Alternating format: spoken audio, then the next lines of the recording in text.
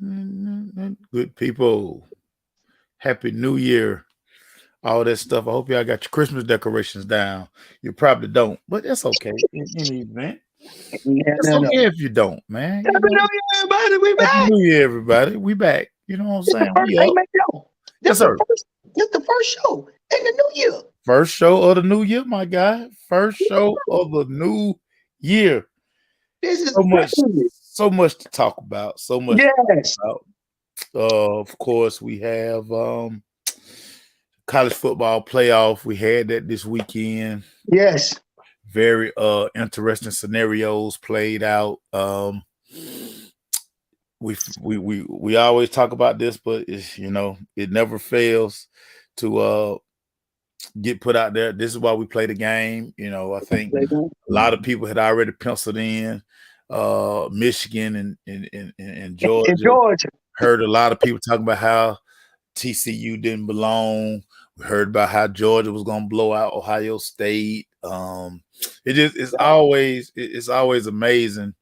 We have so many absolutes, but Right. you have to always remind people that we got to play the game. And we could talk about it 7 ways to Sunday, but you gotta play the game. And But you gotta play the game. TCU proved that they came in with a chip on their shoulder. I've been reading and hearing people talk about Michigan didn't respect them. I don't think that's the case. I think for a month, Jim Harbaugh told them that listen, there's a good football team. They belong.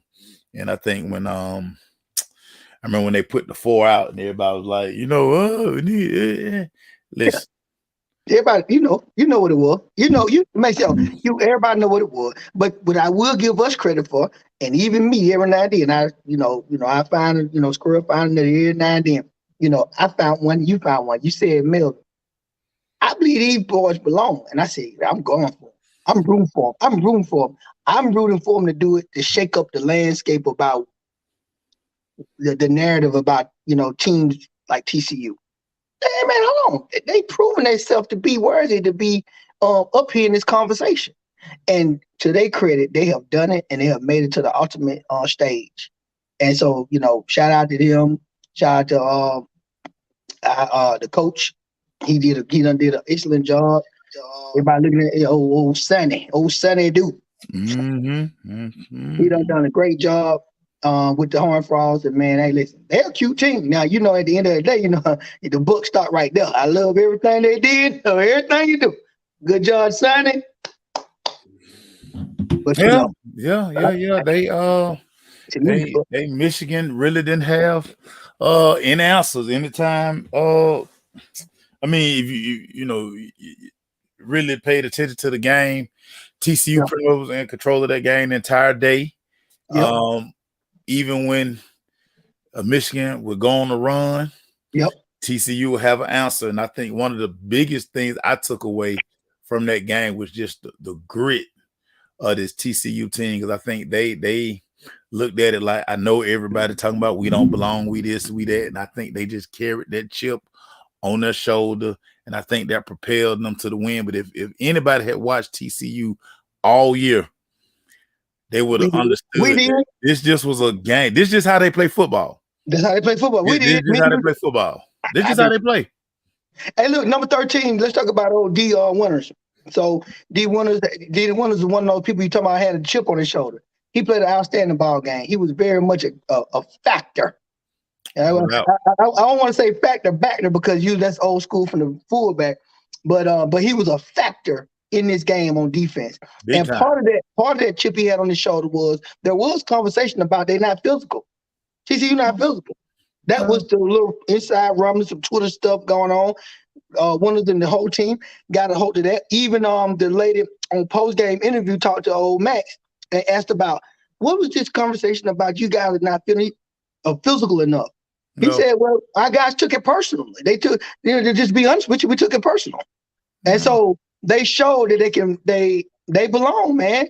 They belong. I want to tell you college football got it right, but I don't want to give them too much flour right now. No, but they got it right. If you think they got it wrong, then I mean you in denial. They definitely got it right. I mean, yeah, they got it right. It can't be disputed. And I know I caught a little flack because I was basically talking about like if y'all think that the college football playoff going to get better when we add 12 teams, you're sadly mistaken. It's not, because with 12 teams, it's going to kind of take a little luster off the regular season. It's going to take I mean, you're going to get these matchups, because I just look at like 12. If we had got the top 12 this year, I mean, it would have been some terrible games, and then we would have been in a situation where I just don't want to get into it. But y'all will see when we go to 12, y'all gonna look back on this playoff right here. You can be like, you know what, 4 was enough. 4, because it was always hard to get 4. So you mean tell me y'all want to go 8? I always thought 8 was the number, but you want to go 12. And listen, I know why they're doing this. It's a money situation. I know that.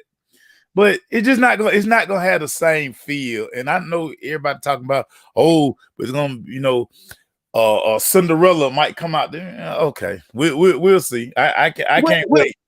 Okay, so maybe the Cinderella that you're talking about that come out there, a lot of people, unlike me and you, I'm gonna put us in the same category with this.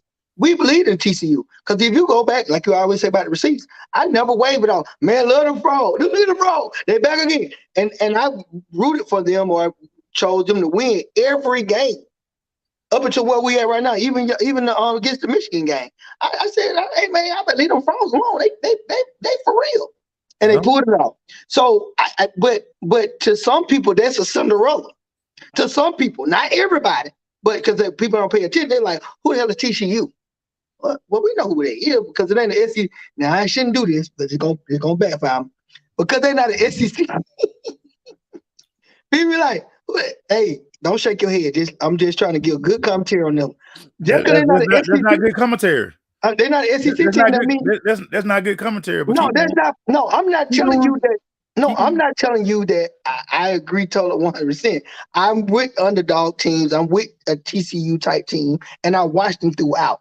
But the other people who don't believe that it should have been there is the one that I'm referring to and speaking to, who wants the eight team project playoff or the 12 team project playoff, because they think these other teams are going to be able to hang with a Georgia, hang with an OU, hang with an Alabama when they dominate like they do. So that's what people hanging on. That's it. Okay. That's all I'm saying. That's all I'm saying.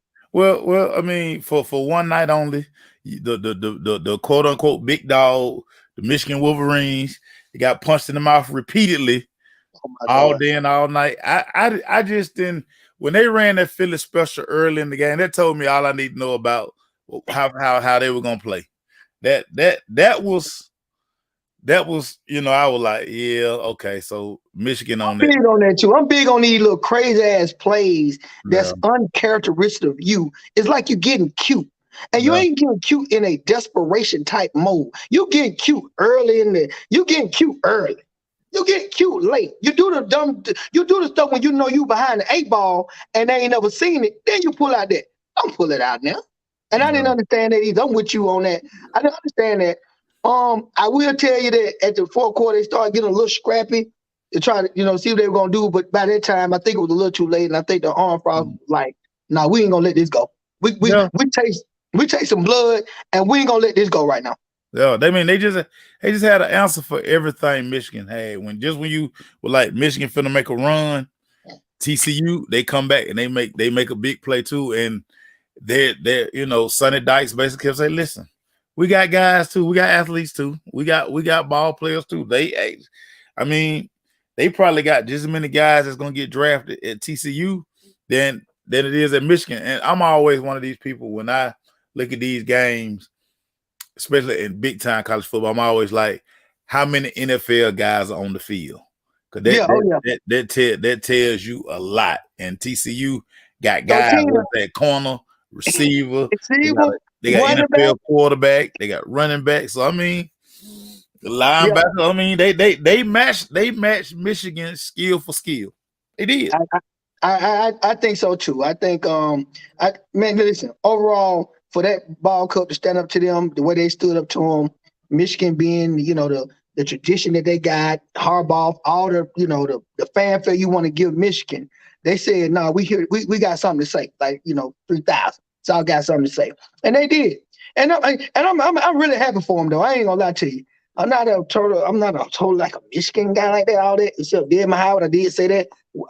Tweet I said something about it because we love Desmond. But other than that, okay, Michigan. But I already know where you relevant in your history. But Yeah. TCU came with the answers, and Yeah. the quarterback, hey Matt Ball, man, Matt Ball. He balls, y'all. So good all around. Matter of fact, I know I ain't gonna jump to the gun, but I think this is a matchup for a great championship. Now, I stop right there before Yeah. I let you keep going where we're going. Oh, real quick, Crystal, Hamlin for the Look at my girl. I think like Buffalo Bills. Yeah, Buffalo Bills. He I don't know that when I was looking, they were performing CPR on him. They suspended the game right now. I would be shocked if they continue this game. I really would. I know they're gonna try to get it in. You about the Monday night game? Yeah, because they got somebody else. Yeah, they this game has playoff implications.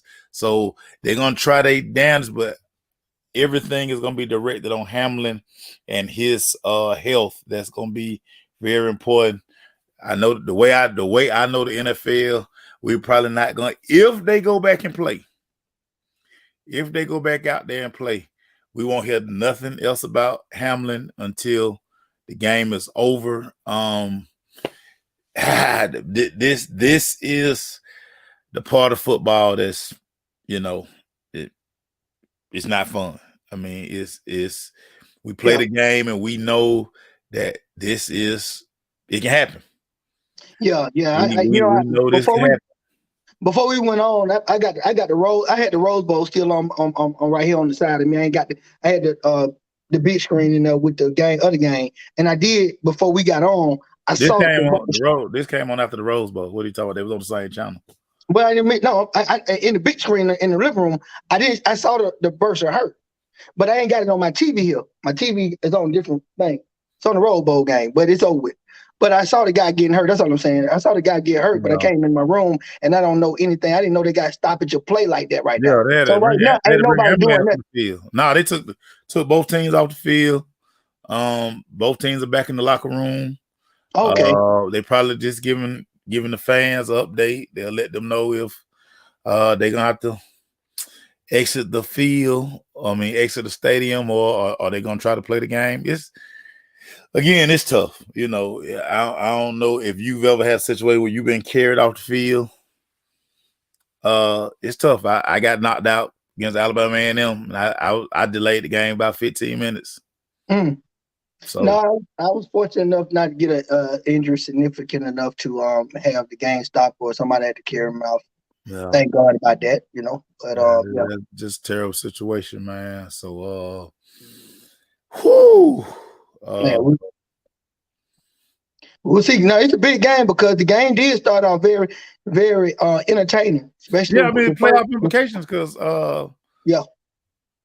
Buffalo and Cincinnati, they still kind of fighting for that top seed. They got everybody want to be that one seed so you can get that break, get that first bye week. But it's tough. We'll keep y'all updated. I got the TV on.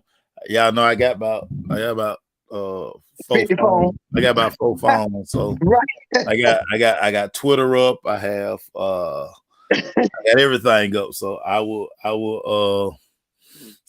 let y'all know. I will keep y'all posted. But TCU, they are the first part of the equation. Then we go to the night game where the Georgia Bulldogs, basically a home game, probably 65 to 70% of the stadium with Georgia Bulldog fans. Of course, Athens is hell.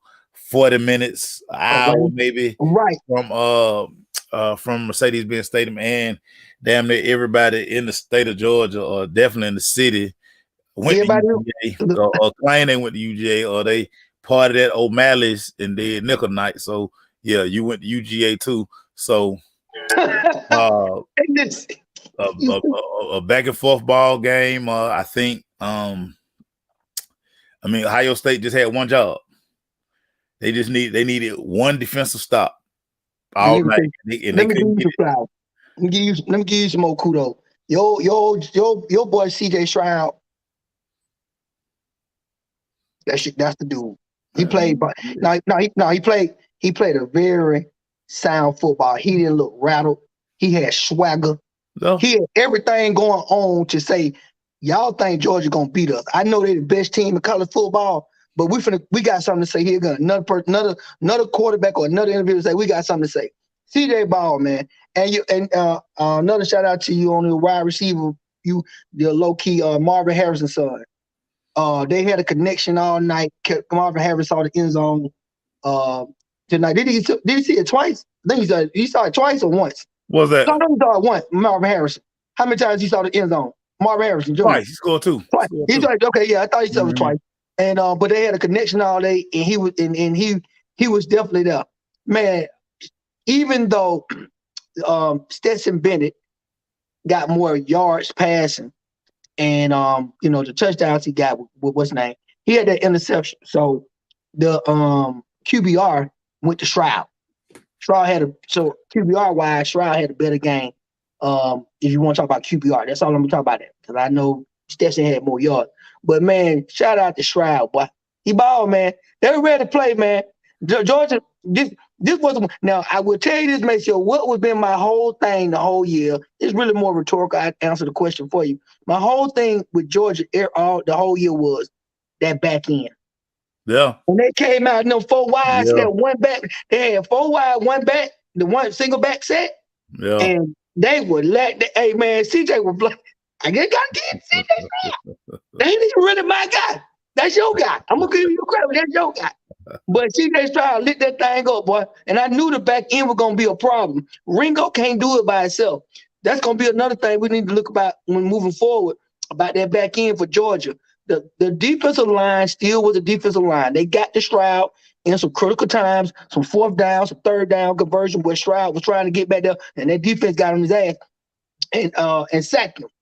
Yeah. But that back end for Georgia, I mean, I know they know it. They might can't do nothing. It's too late in the season. Ringo can't do it by himself. Yeah, I mean, and he didn't really have a good night. I mean, no, he did not. Played all right. He played okay.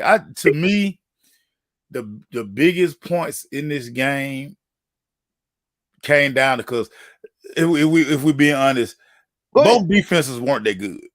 Oh no, both defenses weren't that good. Look at the score. Both offenses moved the ball up and down the field pretty much all night. Yep. Ohio State's defense just could not get a crucial stop all night. And when they gave up so they go down, instead of scoring, they kick that field goal, and then Georgia come back with one play, 12 fall, and then 11 go to the end zone. That really gave Georgia like that momentum because you kind of knew that Georgia, if need be, could make a stop faster than Ohio State. That play right there in this game period, I kept saying pretty much, if you hold a team, if you hold one of these teams to a field goal, that's a win for your defense. If you can keep them out of the end zone in those last drives for Stetson to get that quick, cheap touchdown, that kind of put more pressure on Ohio State. And then once Marvin and the tight end went down, you finally saw Ryan Day's play calling start getting a little suspect. Start getting real suspect because he didn't have it. Listen, I mean, he didn't have his guy. But to me, you look at Fleming gonna be one of the next great receivers at Ohio State. Ibuka, another great wide receiver that's gonna be nice at Ohio State. Mm-hmm. He kind of got it was just funny that you recruit all of these guys and then you lose a Marvin and all of a sudden you kind of nut up. You got to keep doing what you're doing, coach. And he got out of his mode. Now y'all keep talking about the timeout. It was funny about that because that was slick huge. It was you, but what was crazy about it? Because I talked to my guy, my boy Tim. Tim is on Ohio State coaching staff, and he basically talked about how they basically had a call, and if they got this look, he said they stole it from Auburn. Auburn did it a few times, and they, even though Auburn didn't fake it, it's just how Georgia lined up to it. Right. And they were like, okay, so when we get the look, y'all need to have to look over here. We're just gonna make a call. That's the call. And we're gonna run it. But Kirby, being the tight coach he is, Kirby realized that they were lined up wrong. And for him to go down there and get that timeout, very crucial. Very crucial. But that's just a coach being dialed in and just looking at the situation. So many times we have so many coaches who really don't be paying attention to the game. Right. And so for Kirby to see that, or whoever upstairs, whoever told him or whatever, for him to go get that doggone timeout was very right in time. I mean, it made a big difference in the game, because if Ohio State runs that play, the punter gonna run the up back of the punter, whoever's gonna get the ball, was gonna run all day. He's gonna run all day. Let alone he gonna get the first down, but he got more than the first down. He was gonna run all day. He gonna run. Yeah, that was great. And I want to go back to one play about the number 12 falling down. I saw that from all 22 angle. And number 11, great route by number 11. Bad DBing by number 12. It really wasn't a great route. No, it really wasn't a great route. I'm not saying a great route like he did some old what's my boy Cooper Kupp. I'm not talking about that. No, you say he ran a great route. It wasn't a great route. Well, I do this. He pressed. He got up on him so fast, and he really didn't. He did when he turned around. When the dude turned, he turned around. Here we go again. What coverage were they playing?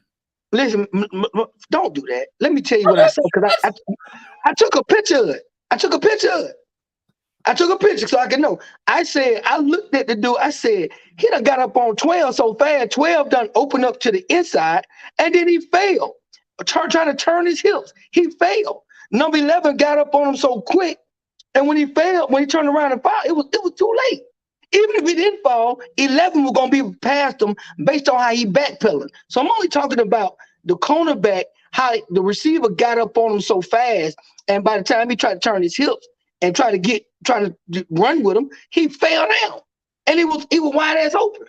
So no, not a great route like Cooper Kupp, and he did some hezzy. I ain't say that. What you say? You say he ran a great route. Well, I just said he pressed him. He ran up on him. He turned his hips and he failed. Everybody, I saw that. He turned his hips and he failed.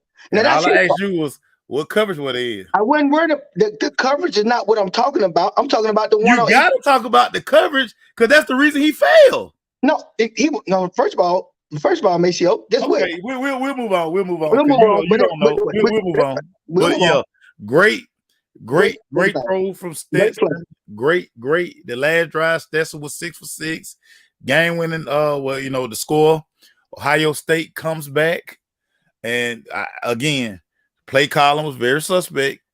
Because he almost got CJ sacked a couple of times on that last drive. I'm like, you got to either throw the ball away, or you got to do something besides do that. And then I couldn't figure out why they're trying to keep the ball in the half, why not put the ball in the middle of the field. It was just a lot of stuff that left to be desired. I think they stuck with the game plan, because, like you said, they did not stick with the game plan. That's what I'm trying to tell you. They didn't stick with the game plan. So when Marvin and the tight end went out, his play calling changed. They stopped attacking the middle of the field. But who gonna attack the middle of the field, Maceo, if they ain't got those two key players that they were being successful with? What did I just say? They got freaking 4 5-stars at receiver. You don't stop what you're doing. So when Kieris was hurt, when all the other guys at Georgia hurt, when A.D. Mitchell was hurt, Georgia just stopped throwing the ball. No, you keep doing what you do. That's why you recruit. Yeah, that's true. That's true. Yeah, I don't want to hear, because Marvin went out. Motherfucker, that's why you got 4 other 5-stars. That's why you recruit. So we supposed to just stop? So by your logic, once A.D. Mitchell got hurt, Goddamn against Oregon, we ain't gonna do nothing with the passing game. Just run the ball all the time till he come back. You keep doing what you do. That's all I'm telling you. That's all I'm saying. I mean, he knows. I'm assuming because he make more money than me. He knows his personnel a lot better than what people can and can't do. And for him not to make that move and make that call, I just go with. He didn't want to make that move, make that call. Now sometimes some people are real stubborn, like old Shanahan. Sometimes people real stubborn. I'm the king of this castle, and they don't want to make the move that you telling me right now that he should have made. But he could know something that we don't both know. But hey, that needed he knows something we don't know. I just believe in Marvin. I just believe in Marvin. Marvin ain't here. Oh my God, what I'm gonna do? What I'm gonna do? Yeah. Marvin, shame on him. Shame on him for having that ball on the left hash for his field goal kicker to goddamn shank that thing at the stroke of midnight. That's on him. Man, that thing went crazy. Hey man, you think Lebanon James and Savannah was up in there? Nah, they weren't there. They weren't there. Okay, because I know they got it after they did Magic City and 2 Chainz Club. Right. They got on up out of here. They got Saturday morning. Yeah, they got on up out of here. I was thinking that I was like, well, I know it's being the fun, but get with his birthday and then his team OU is playing at the Benzo. I know he can get enough for whatever he need to get enough for. I thought he might be in there on New Year. Cause that thing was electric. That thing was electric, boy. When that boy missed that kick, boy, ooh, that was a whole party. Yeah. That was thing was electric. That was tough. So so Ohio State, by Michigan, TCU, Georgia for all the marbles. We'll do a pregame show next week before they kick off. We got to go a little early so we can we're gonna bring Eric in and we're gonna do that over there. Yeah, if Eric ain't flying the friendly skies. Oh, yeah, right. But we did that for professional football. We never did it for the championship, but it could be something new. But I feel we'll do that. Woo. Okay, they still ain't getting no update. So now we're trying to turn our attention to the Atlanta Falcons. Desmond Ridder, he gets his first win. Yep, he did. As a starter in the NFL. Mm-hmm. Hard fought game that was a little too close for comfort in my eyes. But a win is a win. It's the NFL. Everybody pro, I tell y'all this all the time. The NFL is a week-to-week league. But Desmond Ridder, center of attention. I see that his play continues to be a lightning rod in the city. If you follow like the trends on Twitter, you'll see a lot of people say, "Oh my God, this guy, he's not the answer." Then you see other guys who say, "Well, wait till he get this, and this." Then you got the other half that just saw CJ Stroud play. Now you got this other half that wants CJ Stroud as the quarterback in Atlanta.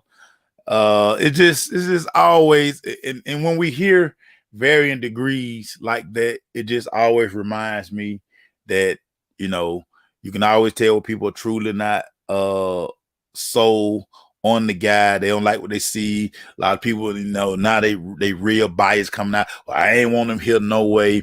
Since you and Uriah, y'all was on the Desmond Ridder train.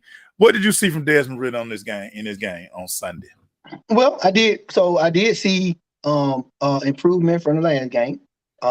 His quarterback rating was higher than what it was the previous game. So he's at like a 90.1 percentile for his quarterback rating against the Cardinals. Now I know who we playing the Cardinals. Okay, got you. But by him being a real rook and a rookie, anything that's improvement from your previous games, I'm gonna give you. Okay, that's good. You improved. Now I didn't see nothing special in these 3 games where I say, "Oh, but it's the guy. This is the guy." So I don't know right now. Maybe I need to see more games to know that it's gonna be the guy. And so I'm just gonna be like this. I'm cool if the Falcons decide to say, well, we're gonna bring some more competition here at that spot. For what I know right now, it don't look like Mariota will be back. for next year, but I don't know that. I ain't got the sources like you, but I know I know he don't feel real good about being benched, which nobody should be. And I don't know what he feel like for the answer in Atlanta. So I wouldn't mind the Falcons saying in this 4-game sample size that we got, and we'll just go. And we know what he does in practice. If they do bring somebody in to challenge him, because my big thing is this: Arthur Smith and Terry Fontenot, no, they got to get a franchise quarterback in here. And if you believe that Desmond really is, then I see you making decisions that Atlanta may not know that you know. But if you want to put competition in before you give the purse up, I don't mind you bringing competition in behind Desmond to make competition is competition. It's not little league football. We don't get participation awards. We give millions of dollars. And so I don't feel no type of way. You did this. You let Mariota stand there long enough so you don't have a sample size that you want. And now you got a 4-game sample size. And I don't know how happy you guys are in what you're saying. I'm just saying he progressed. That's all I'm saying, Maceo. He progressed. He didn't another thing you notice what he ain't got no touchdown passing. But guess what else he ain't got? He ain't throw no interception. No. So, you know, wherever that chip may fall, okay, you ain't did nothing to harm. You ain't put the ball in harm's way. Okay, No. all right, that's good. And then your yard, yeah. His stat line: 19 to 26, 169 yards. Had a 90.1 passer rating. Now I am 73% complete, 73% completion too, from a 66 the last week. I know you got that. Look, I don't care about that. I'm more concerned about the fact that he is 3 games in, he doesn't have an NFL touchdown pass. Now, a lot of that is play calling, but a lot of that to me, when I went back and looked at the game today, he's still missing throws, he's still missing reads, and I don't know what they're telling him. Well, you know, what are they looking at? What's the progression? But what I do know is on certain throws, I know that you're supposed to read like on certain pass concepts, you're supposed to read short to high, or right. Like say when they running something like 15, 20 yards down the field, you go high to low.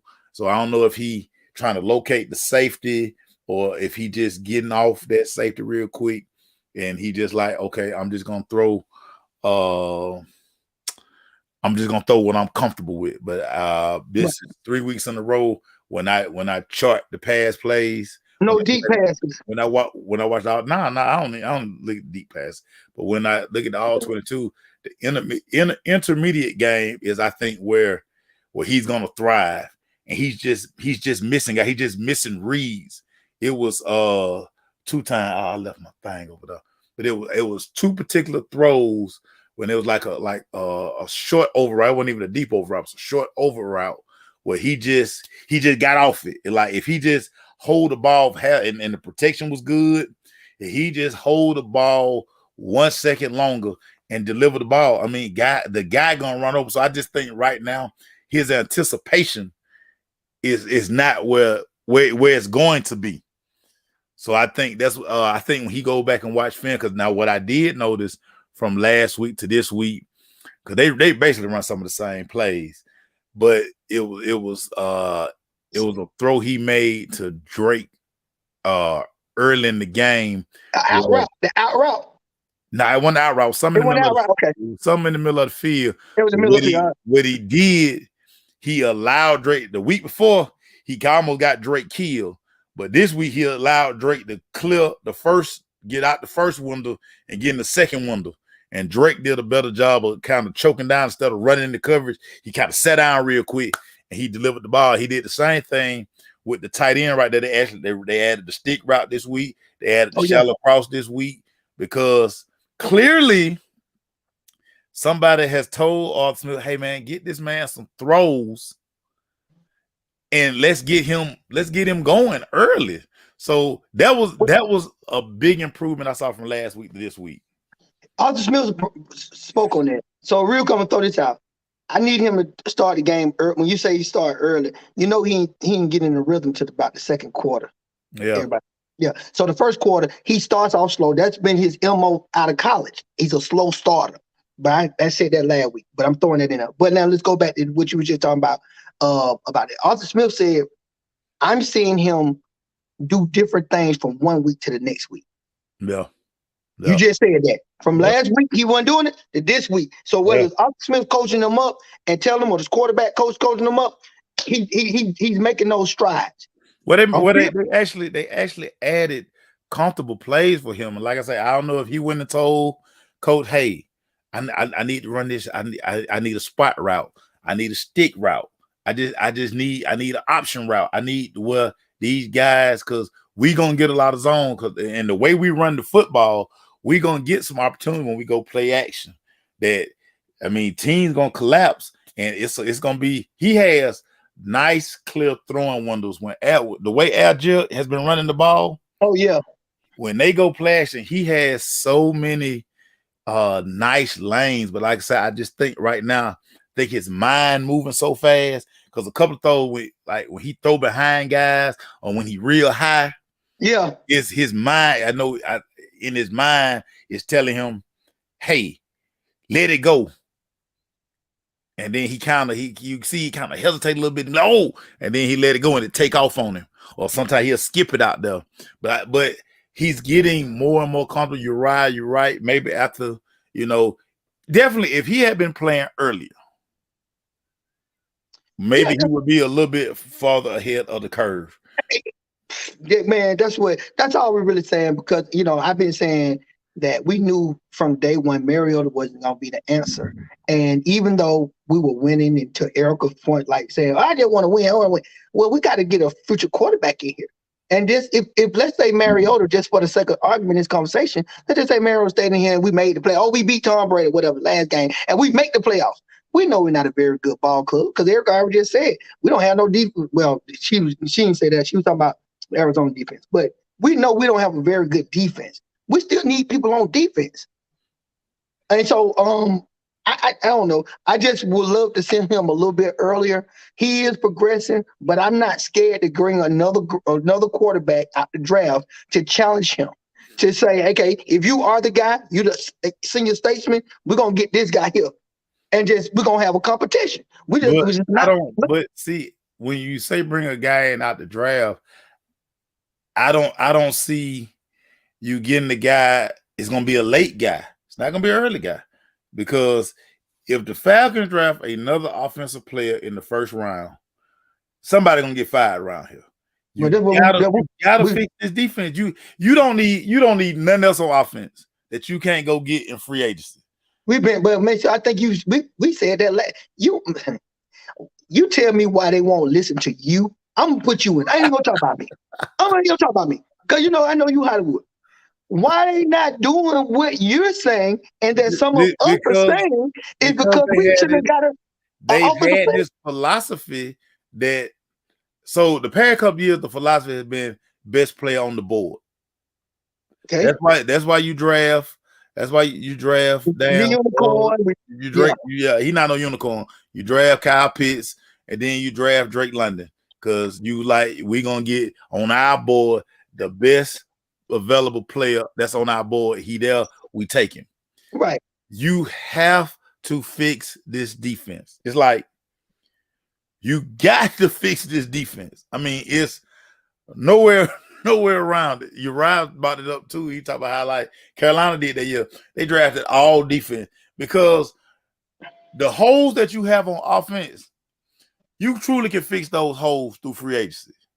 I believe that, but we don't have free agency team. You got to fix this defense through the draft. You need a piece in the middle. You need a rush. You definitely need an edge. You need somebody who's gonna raise hell off the edge. You need a linebacker. You need another corner. Yes. You need a safety. Yeah. Every and you almost call the whole defense, but you're right. And we know the glaring part is on that front to help out Grady and his edge rush to put pressure on it. We know that. And if you want to move inside to out, I would take a linebacker first, because I know we can't start run. But I'm in the middle. You build your defense up the middle. Up the middle, right. So I would take a linebacker. And then I jump straight out the corner because, like you said, free agent can help me out. It's some safeties out here can play safety now. I mean, if it's the safety head coach or the safety coach can't coach, or we can't find nobody out in free agency to coach the safety and say, don't let nobody get behind you and make the damn tackle. But cornerback is a skill. Free safety to me, I ain't saying it's not a skill, not chopping nobody out, making millions of dollars playing safety, but you can get a serviceable. I feel you can get a serviceable safety in free agency. So I'm definitely with you. Edge rusher, linebacker, especially a middle, and corner to help. Because I get what another thing too, Maceo, our talent is going to start getting older and older, right? I want somebody with AJ in his prime right now. AJ still got a long way to go. He still got a lot of talent in him. He got a good work. He ain't even to a second contract yet. Yeah, right. I got it. He's still learning. He's still learning. So but I don't want to get too far away that you don't pair him up with somebody that's with in his same age range, and so they can stick together. Yeah, that's me. I know I'm probably having a utopia moment. You want a nice tandem out there. A nice tandem that's young and at the same vibrant age and very comfortable with each other. And we could have done that, but I'm not gonna go backwards. I know I'm gonna go backwards. I'm gonna stay forward. Let's do it now.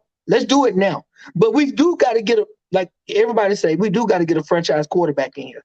And right now, I am very hesitant to tell you right now, Maceo, that I believe that Desmond Ridder is a special guy. Oh, I saw special out there on that field yesterday. I saw special. Sunday. I can't tell you I saw special. I saw a guy that's learning and progressing and getting better as he's getting taught. That's all I'm seeing. So hold on. Let's just slow up a little bit. Let's slow up a little bit. Because when you say special, when you say we got to go get a franchise quarterback, teams have won without a quote unquote franchise quarterback. Okay, teams are playing very well without a franchise quarterback. So when you say go get a franchise quarterback, okay, you know what comes along with going to get a franchise quarterback. Do you want to do it the Rams way? Do you want to say F them picks and just go sign like say all y'all think everybody want to sign Lamar? So just hypothetically, do you give up the money? Do you give up draft capital to bring in Lamar? Now you got to look at your team, the way your team is constructed. If you bring in Lamar and you give up draft picks, now your team is what it is. So now you ain't got no money. So now you got to go sign bottom barrel guys at the skill position on defense. And then you're gonna be saying, hey, we got this phenomenal, we got a franchise quarterback, but we still 9 wins, 10 wins. So I just want y'all to always be careful when y'all say we gotta go get a franchise quarterback. Don't you want to build one side of the ball? Because when I look at San Francisco, do San Francisco have a franchise quarterback? No, man. Because unless you're gonna tell me Trey Lance supposed to be, so I'm telling you, hell no. I'm saying hell, like I said, hell no. but they are steadily, they continue to be a competition because their defense is elite. So you know what makes your point. So me and you on the line with that point. That was a very good point, very good take, because I always use this word that you say I might get beat up in these streets about being a game manager. Game managers are not quote unquote franchise quarterback. What they do is don't turn the ball over. Yeah, but you just said we got to get a franchise quarterback. Okay, a franchise quarterback. When I say that, I mean I'm saying I would like somebody here for some years that we have a staple at that situation. I don't know no Patrick Mahomes right now in the draft. Well, I don't know. It's some couple of guys. They packing up the sideline. They might finna cancel this thing. They packing up them sideline. When they pack up that stuff like that, they ain't bringing that stuff back out. They say temporary suspended. I got my thing. But when they start packing up them rollers, that ain't good. She said Erica said cancel. Damn, that's tough. Wow, that's big right there. Yeah. On an injury like that, that's big right there. Yeah, I mean, that means his injury is way more severe. Then yeah. Well, Yeah, might be yeah, life threatening. But yeah, but so y'all I'm you with have you to on be that. careful when you always say, because y'all are all quick to say we gotta get a franchise quarterback. So that's when I put that out there yesterday. We were doing a late night we were doing some late night writing, and I wanted to talk about Atlanta when I put the Lamar Jackson thing out there, but of course Atlanta people gonna chime in. But I'm like, because like I said, we look at the Rams. Yes, the Rams got a Super Bowl out of trading for Matthew Stafford. So, yeah, that was a good. That But was a good move. now you look at what they are a year later and moving forward. Now they don't look. I mean, it's like, okay, yeah, you got the Super Bowl, but That's what they get. That's the goal. Because you don't hardly right, come by a right, Super right. Bowl. You got the Super Bowl, but now how far back is your franchise getting ready to be? Because you got to make a decision now. You got to, because so now you probably gonna have to trade, because you don't have no picks. So you probably gonna have to trade Jalen Ramsey. You probably gonna have to trade. You know what? Well, he the most valuable piece you got. Well, somebody to give you a first round pick for. But the justification for that makes sure they won a Super Bowl. Now Right, they right, lost. and that's what I'm saying. So That's the my question to justification. you, guys all the time. So What am the I way willing to give up? the way this team is constructed now, just because you add a franchise, see, the Rams were already kind of constructed they were just a quarterback away. That was quarterback away, right? So are we saying the Falcons are a quarterback away? And No. if you're not a quarterback away, then you continue to build the team. I You no, I build don't a think team. we're not a quarterback way. We got too many holes No, on you're defense not a now. quarterback away. No, we're not a quarterback away, so that's true. I mean, I ain't even that naive to think we're a quarterback away. However, I am still on the principle you score, I score, and I always said let's get offensive player, but then I kind of switched a little bit last. You don't need no more offensive players here. You don't need Yeah, no more offensive players. yeah. No I more. know. I 2 years ago I switched because I've been screaming cornerback for the past 2 drafts. You know that. Mm-hmm. Outside of when we doing this show, I've been screaming cornerback before AJ got in the league. When AJ got in the league, I was screaming cornerback to help him. So he know how long he been in there. So that's neither here nor for that. But we're not a quarterback away. I'm okay. I don't need Lamar. I love Lamar. I wanted Lamar to come in. I thought we could draft him. So I was a Lamar Jackson fan. I'm still a Lamar Jackson fan. But at this juncture, Lamar gonna want money like Deshaun Watson want money. More money Well, than what. we know that's what he wants. That he And done so told everybody. I already know that's not gonna be feasible for us to get get him like that. And I already told you, I'm okay with not having a Michael Vick quote unquote type runner. I just need somebody to be like a Patrick Mahomes. I use him as my best example. Oh, my new boy. My new guy, Caleb Williams. I need a Caleb Williams. I need somebody that can get the ball down the field, but just know how to extend the play just a little bit longer and have these arm angles and throw these balls in there to get to the receivers. That's what I want. I don't need LJ or Michael Vick no more. I've said that countless times. No more LJs or Michael Vicks. I want Mahomes type running people who can extend plays, that type of style. Okay, let's talk. Let's talk about our fifth round draft pick, Tyler Algier, who continue. This guy is getting better every week. He's over 1,000 all-purpose yards. I think he has 900 yards rushing. Man, this guy. I mean, this. He the real thing. You said something about. Did you say something about his vision the other day? Yeah, he was nice. He's a nice pickup. Nice pickup. Listen, I was sitting here. Now, this me being a dad and just messing with Malik. We sitting here watching the game together. And when I used to look at Malik run and stuff, I was like, Malik, you know what? That joker slick, man. Man, you. Now, of course, he's a professional, and my son is nowhere near a professional. But I love his suddenness. He's a downhill runner. Malik ran an I formation a lot. He goes to that hole. He put his foot in the ground, and it's up the field, son. He don't play the radio, and I love it. And then he had one play where he had threw that little swing pass out to him, and he juked that real patient and juked them two defenders and got the first down. I was like, well, this boy kind of nice. Sweet feet. Didn't really know who he was. I did, I watch, I see BYU football, but you know how they go. Yeah. But this guy is the real deal, man, and he's showing it. And I mean, I love it. We're running team. Cordell, we had Cordell sightings. Cordell had got back on track, run out that backfield. Looked like his feet is up on them. He's slashing and dicing. But yeah, Tyler Algier is refreshing, man. He's refreshing, man. Gotta give him a shout out. Gotta give a shout out to a guy who, in my opinion, won the game for the Falcons on Sunday. He usually on the other side of our analysis. Commentary. He usually on the bad side. But Richard Grant's blocked punt ultimately won this game because you block the punt, you get great field position, and the very next play you score the go-ahead touchdown. So shout out to Richard Grant, man. Yeah, we got out to Richard Grant. That was good. I you know what? We'll give a shout out. I'm gonna do it right now. He done did so much. He done did so much wrong.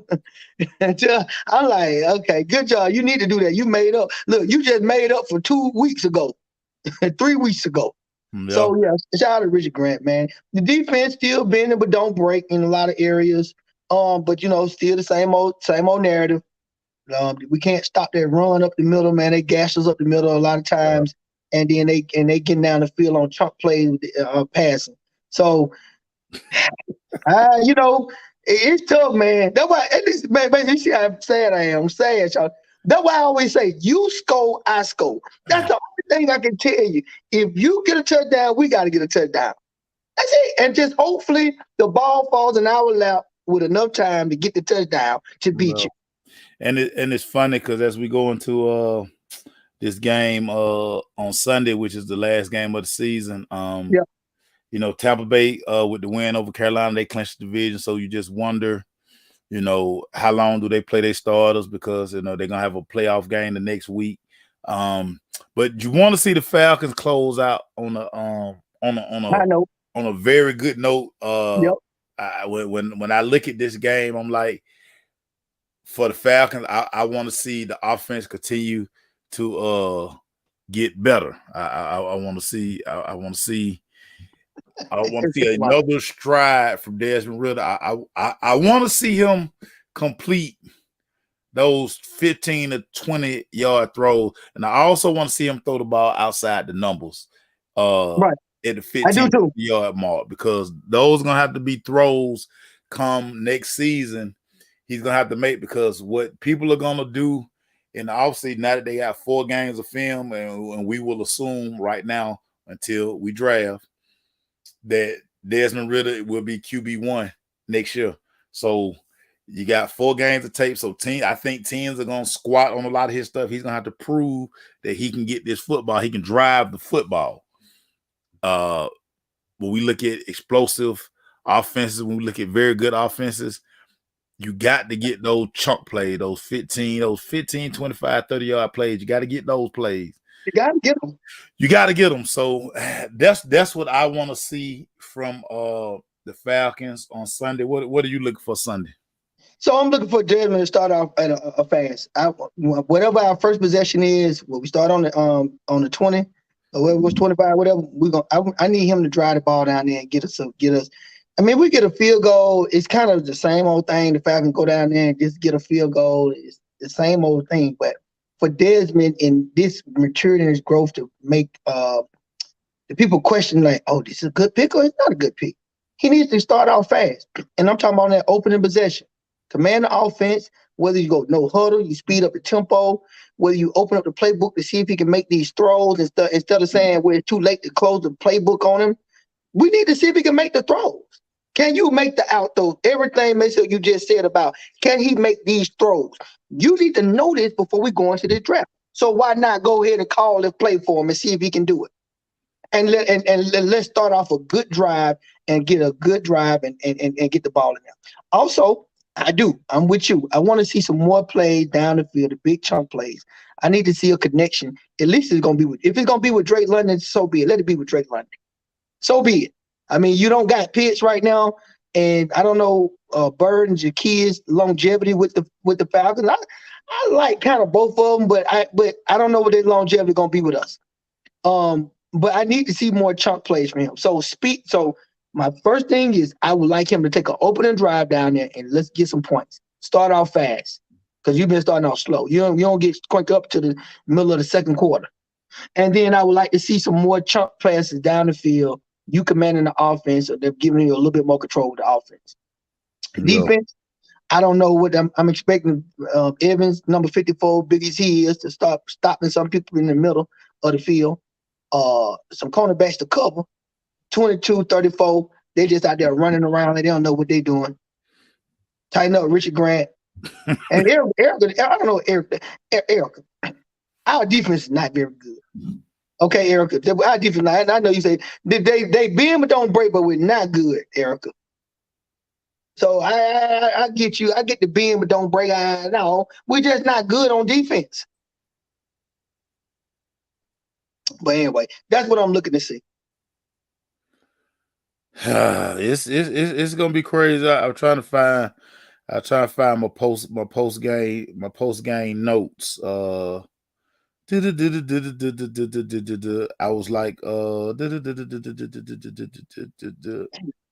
Hey, I didn't even see the play when the dude got hurt. So tell me something. What did he get? Was it more like a concussion, or it fell on his neck? Got hit? no, he went to go make a tackle, and it looked like he just. Collapsed. I don't want to speculate on it, dog. Okay, we're gonna speculate on it. Okay. Speculate on it because actually, I don't want to talk about it right now. Oh no, we ain't got to do it because whatever it is for the football game to be stopped and people right now exiting the field, game postponed. That's a serious thing. So yeah, you're right. We ain't gonna speculate on it. We'll figure it out after we get off our. But after this game, so what's up, baby? After this, well, once we go into the game Sunday, play the game. We play the game finished, so we start thinking about the off season. Yes. Like say to me, you almost have to go with. I mean, you're under the assumption. I just talked about how Desmond Ridder is probably gonna be QB1, so you're probably gonna bring a veteran in. You're probably not gonna draft a quarterback because you're gonna probably be drafting around that 7 to 10 range. Again, I think it would be foolish to chase one of these quarterbacks, especially if So if you like Bryce, if you like CJ, if you like Will Levis, Will Levis, your guy. And if one of them there, Anthony Rizzo, one of them there, if you like them that much, but me personally, I'm going all defense. I'm fixing the defense. And again, with free agency, Victor say Stroud is the only quarterback worthy of a top pick. I like Young, but not sure he's an immediate franchise quarterback. Well, Victor, I'm gonna tell you, NFL I like Stroud better than NFL scouts like Will Levis better than both of those guys. They also like Anthony Richardson for some reason. I still ain't figured out why they like Anthony Richardson so much, but we know why. We're gonna find out. We're gonna find out. We know why they like. It's somebody. It's always somebody can fix a guy. Anthony Richardson, I think, got the tools to be a good quarterback, but he gonna have to he got to get his accuracy up, and I know that's gonna be the number one knock on him with his being an athletic quarterback because he can run, and so now when you can run, you can't throw. So I know that's gonna be the knock. I did make this note, and I put by 5 stars. I put 5 stars by this. What's that?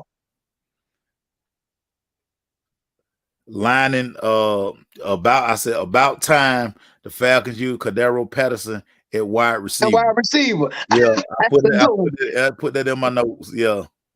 That's a good note. No, that was a good note. It was, to me, I'd be honest with you, it was refreshing to see him out there wide receiver based on some of his last couple of little running debuts when Adju was still in the show, but he was still in there as the starting running back, and I just couldn't see him. He wasn't taking off.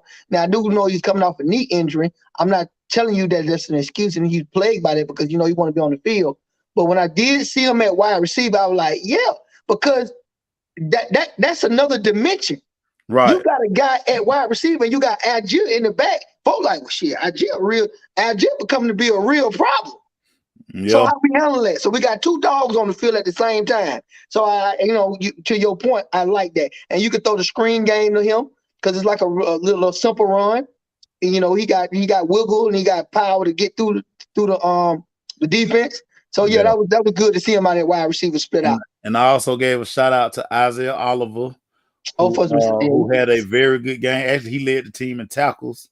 Yeah, because He had a couple nice couple of plays in cover. So sacks. It seemed like Isaiah. It seemed like I don't know, but I'm still. What you gonna say, Mace? Yo, be no, careful now. it seemed as if they were moving away from Isaiah Oliver. Yeah, because we know why. Yeah, I mean, but I mean, he put some good tape out there on Sunday. Now I'm gonna tell you that he put some good tape out there Sunday. So I clap for him. I clap for him a couple times. If it's any doubt that guys might have had, so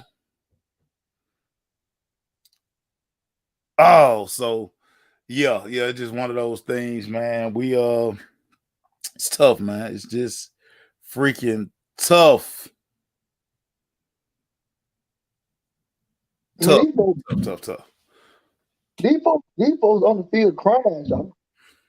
Yeah, man, dog. That's man. You don't know. Like they must have got some news or something. Like no, they were performing CPR on them, dog.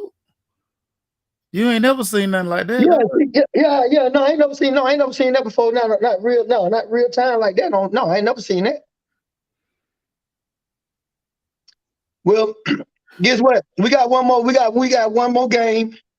We'll see how we finish. I hope we finish out very professional and very strong. I told you what I want to do. Uriah say cut the entire secondary outside of AJ. Yeah, man. Listen, think about letting things stick in. 22, 34, 27. Yeah. Hey man, this thing crazy, man. Them boys be getting. Every time I look around, I see a 22 and a 24. I mean, a 22 and a 34. And every now and then, Richard Grant show up. I say, what? Yeah, Rich.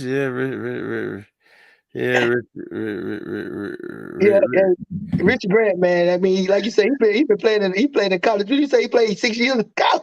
Yeah, he's an old man, and he come right up there. He gonna dominate this thing. Man, these kids killing them.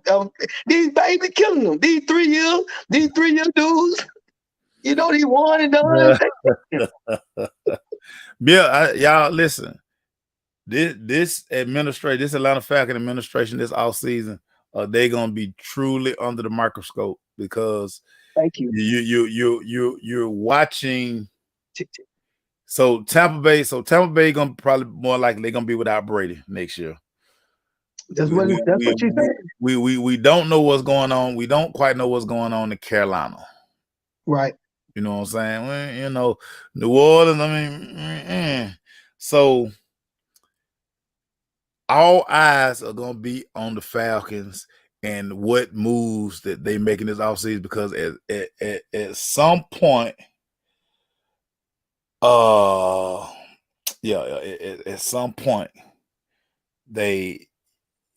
you got to start turning this thing around, and you can't continue to keep firing GM, fire the coach. And then you start the vicious cycle back over. But next year is going to be a crucial season for Arthur Smith because he's 2 seasons in, and even though I think they were predicted to win like 3 or 4 games this year, you won. I mean, you can probably end up. You got 7 wins now. I thought it was 6. You got 6 wins, but you were in a lot of games, but it feels meaningless to the fan base. And again, you're asking people to, PSLs. You want people, you're gonna send them a letter next month and tell them that you do need a deposit. Well, I need to know who you drafting. We don't even need no PSL. Like, why the hell we got PSLs anyway? We ain't got that kind of fan base like that. So why do we have PSL? But that's neither here nor there. Right, but I'm with you on that though. All eyes are gonna be on the Falcons. Terry Fontenot and Arthur Smith. Terry Fontenot, my eyes is on you, sir. Because I know you're gonna say, I'm gonna do what Arthur Smith says he wants to be to run his offense or to run this team. But you still have say in that player too. You still got say in that player too. You're the GM. Well, so it's a 2-way street. Real quick, Russ say NFL proved tonight that they don't care about player safety. What happened? NFL told players they got 5 minutes to get ready to play. The fact the coaches sent teams to the locker room said anything. Well, Russ, we already know that that the NFL don't care about the players. I mean, how many more ways can they show that? But this is what we say it all the time. This is what these guys sign up for. They understand the risk. They go to it. They've had a couple of chances to NFL to really the players. They had the last CBA. They had a chance to really bang the owners, and they didn't.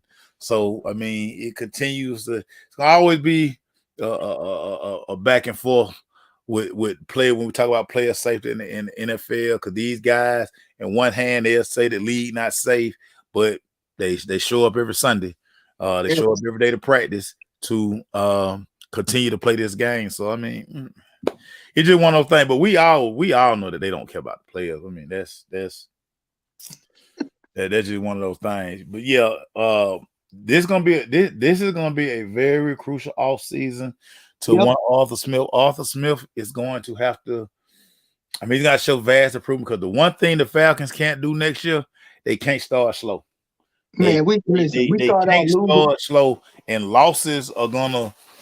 early losses next year are gonna be amplified so much, because this is year 3. And usually in year 3, we're able to see if you are a very good coach, the steps. We can see like you hadn't made the playoffs yet. You play in a division that's pretty much wide open. Like, it's no reason, even with Tom Brady in the division, it's Tampa Bay. Tampa Bay. I know they got them. They thinking Tampa Bay might mess around here and beat Dallas. Now, hey, I would love to see it, but I don't care about it. It could happen. I mean, because you gotta get in. But I don't know that they're not a very good Tampa Bay. Our whole division not a very good team, very good division, and you ain't played enough people to let me feel confident Tampa Bay is just gonna come and smack Philly, smack Dallas, and just smack these folks. I don't see that. But anyway, man, it's good, man. Hey, let's go see CJ Stroud. See what I'm saying? I just playing. But you know what? It's not you saying it. I can't even tell you the number of texts. I'm just talking. I ain't saying nothing about that. I'm saying this.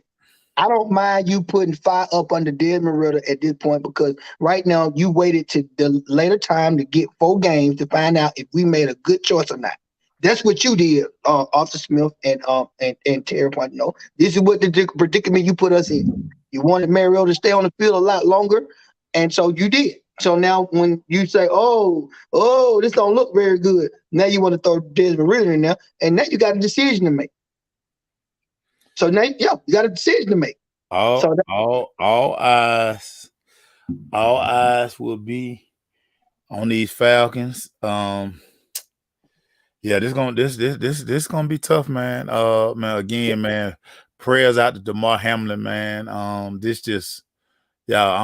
baffled. Like, I've never ever seen anything like this on the football field, y'all. Me neither. I mean, if this live right now? Oh no, okay, that's not live. No, everybody gone now. Everybody gone. Yeah. All person in the stadium now is Lisa Salter. So yeah. What's Nate talking about? They told him got 5 minutes to get back on the field. Oh no, that's what they probably told him at first. And then they got the coaches together, and the coaches were like, "No, we ain't playing."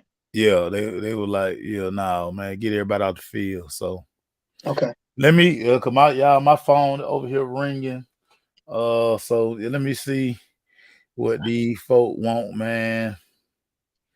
Well, Jesus, when I hear some, y'all, I let y'all know I got 13 missed calls between AJC and Bleacher Report. So y'all, let me go do some work, y'all. I will keep y'all posted, man. Pete, sorry I had to go so late, Pete, because we had draft stuff to do. I'm gonna start getting you your draft homework. Matter of fact, you can start looking at the quarterbacks. We're gonna start. We always start with the quarterbacks. So start looking at the quarterbacks.